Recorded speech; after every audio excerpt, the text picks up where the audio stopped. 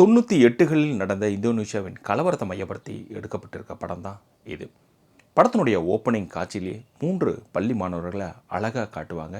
அது அற்புதமாக காட்சிப்படுத்தியும் இருப்பாங்க. எட்வின், சில்வி அக்கா தம்பிங்க. பாங்கா சில்வியை ஒருதலையாக காதலிக்கக்கூடிய மாணவன். இவங்க பேசிட்டு இருக்க டைமில் பள்ளியில் ஒரு அபாயகரமான சத்தம் எழுப்பப்படுது.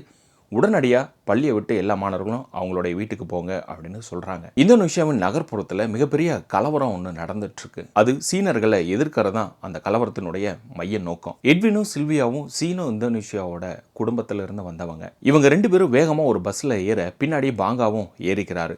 கலவரம் காட்டு தீயா பரவிட்டு இருக்கிறப்ப சீனாவை சேர்ந்த ஆட்களை இந்தோனேஷியர்கள் குறிப்பிடுற சொல் அப்படிங்கிறது பன்றி அப்படிங்கிறாங்க. கலவரக்காரர்கள் பஸ்ஸுக்குள்ள ஏறினப்ப இவங்க 2 பேரையும் இழுத்துக்கிட்டு ஒரு சந்துக்குள்ளார போக பாங்காவும் அங்க உள்ள வரார்.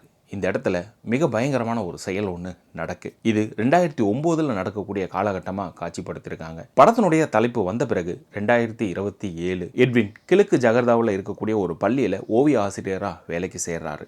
இங்கே சேர்றதுக்கும் ஒரு காரணமும் இருக்கு. தன்னுடைய அக்காவின் மகனை தேடிக்கிட்டு தான் இங்கே வந்திருக்காரு. இந்த பள்ளி ரொம்ப சாதாரணமெல்லாம் கிடையாது. அங்கே இருக்கக்கூடிய மாணவர்கள் எல்லாமே கலவரக்காரர்கள் தான். குறிப்பாக ஜெர்ஃபி அப்படின்னு சொல்லக்கூடிய செஃப். இவனுக்கு பின்னாடி ஒரு 7-8 பேர் இருக்காங்க. அதில் ஒரு பொண்ணும் கூட. இவங்க அடிக்கிற ஆட்கள் எல்லாருமே சைனாக்காரர்கள் தான். 18 வருஷத்துக்கு முன்னாடி என்ன நடந்ததோ அந்த போக்கு இன்னமும் கொஞ்சம் மாறாமல் இருந்துக்கிட்டே இருக்குது அந்த மக்கள்களுக்கு இடையில். பள்ளியினுடைய முதல் நாள்லேயே எட்வினுக்கும் ஜெஃபுக்கும் வாக்குவாதம் ஆரம்பிக்குது. ஒரு இரவில் அது சண்டையில் போய் கூட முடியுது. அதில் செஃப்புக்கு காயமும் ஏற்படுது. செஃப்புக்கு எட்வினை எப்படியோ ஒன்று போட்டாகணும்னு முடிவு பண்ணுறாப்புல. அதே பள்ளியில் டயானாங்கிற ஆசிரியரோட நட்பு ஏற்படுது எட்வினுக்கு. தன்னுடைய கிளாஸில் இருக்கக்கூடிய கிறிஸ்டோவின் மீது தனி அக்கறையும் உண்டு. அவன் சிறந்த ஓவியனாக இருக்கிறதுனால பள்ளிக்கு விடுமுறை கொடுக்கப்பட்டிருந்த நாளில் டயானா, எட்வின், கிறிஸ்டோ, அப்புறம் அவருடைய ஃப்ரெண்டான ரங்கா இவங்க எல்லாரும் பள்ளிக்கு வந்திருக்கிறப்ப ஜகர்தாவில் மீண்டும் 18 வருஷத்துக்கு முன்னாடி என்ன நடந்ததோ அது மிகப்பெரிய கலவரம் ஆரம்பிக்குது. காரில் வெயிட் பண்ணிட்டு இருந்த செஃப் என்ன பண்ணுறான், கேங்கோட ஸ்கூலுக்குள்ளார போகிறான். கையில் ஏகப்பட்ட ஆயுதங்களை வச்சுருக்கான். எல்லாமே கூர்மையானது. இங்கே எட்வின் அவனுக்கு பின்னாடி இருக்கக்கூடிய 3 பேரோட உயிர் காப்பாற்றி ஆகணும். இன்னொன்று ஆப்போசிட்டில் இருக்கக்கூடிய செஃப் அவன் சார்ந்த ஒரு 7 பேர் கொன்னே ஆகணும் அப்படிங்கிற முடிவோட ஒரு கதவுக்கு இந்த பக்கம் செஃப்பும் கதவுக்கு அந்த பக்கமாக எட்வினும் இருக்காங்க. இதுக்கப்புறமா இங்கே என்ன நடந்தது அப்படிங்கிறதான் படம். இந்த படத்தினுடைய இயக்குனர் ஜோவோ அன்வர். ட்ரெஷர் டார்ச்சர் அப்படின்னு போன வருஷம் ரிலீஸ் ஆன படத்தை நீங்கள் பார்த்துருந்துருப்பீங்க. இல்லை நெட்ஃப்ளிக்ஸில் கூட இருக்குது, ட்ரை பண்ணுங்கள். மிரட்டலான ஒரு பேய் படம். இவர் கடந்த 6 வருஷத்துக்கு அப்புறமா தான் இவர் இந்த பேய்கள்லாம் இல்லாமல் ஒரு முழு நீள ஆக்ஷன் படத்தை கொடுத்துருந்துருக்காரு. இது ஒரு டிஸ்டோப்பியன் ஆக்ஷன் த்ரில்லர் வகையை சார்ந்த படம்.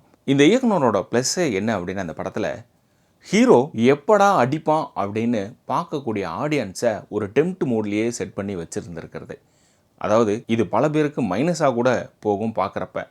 ஏன்னா ஹீரோவோட கிராஃப் அப்படிங்கிறது அவன் சின்ன வயசுலேயே ரொம்பவும் பாதிச்சிருந்துருக்கான். பெற்றோராகட்டும், அக்காவாகட்டும், இந்த கொடுமையெல்லாம் கண்ணுக்கு நேராக பார்க்குறப்பெல்லாம் அவனுக்குள்ளார ஒரு இறுக்கமான ஒரு சூழலை உருவாக்கிக்கிட்டு எல்லா இடத்துலையும் ஒதுங்கி நிற்கிறதே அவனோட வேலையாகவே இருக்கும். தற்காப்பு கலையை தகுந்த நேரத்தில் பயன்படுத்தினாலும் அதை இந்த இடத்துல பண்ணணுமா அப்படிங்கிறத பல 100 தடவை யோசித்து பண்ணக்கூடிய ஒரு கேரக்டர். ஒவ்வொரு ஃப்ரேம்லேயும் அவனை பார்க்குறப்ப முரட்டு சிங்கண்டா செஞ்சிருவாண்டா எல்லாத்தையும் அப்படிங்கிறதான் மைண்டில் ப்ளே ஆகிட்டு இருக்கும். ஆனால் ஒவ்வொரு சண்டையாகட்டும் 2 ஸ்டெப் பேக் அப்படிங்கிற மாதிரியே நின்று நிதானமாக யோசிச்சுட்டு அப்புறம் முடிவு எடுக்கக்கூடிய ஒரு ஆள். உதாரணத்துக்கு ஒன்று சொல்லணுன்னா, அடிக்க வந்த செஃப்புக்கிட்ட சாரி கேட்கக்கூடிய ஒரு கேரக்டர்.